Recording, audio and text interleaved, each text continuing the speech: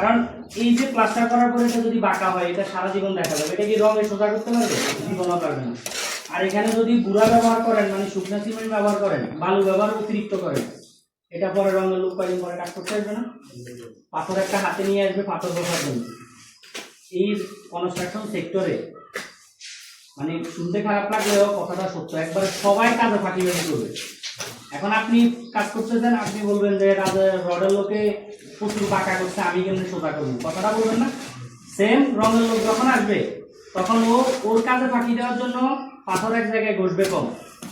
এবার আপনি এসে যখন আমি চেক দিতে আসবো তখন বলবে স্যার এই জায়গায় ঘষা দিলে সব গায়ের দিকে বালু পড়ে, আপনার রাজমিস্ত্রি প্রচুর বালু খাওয়াইছে।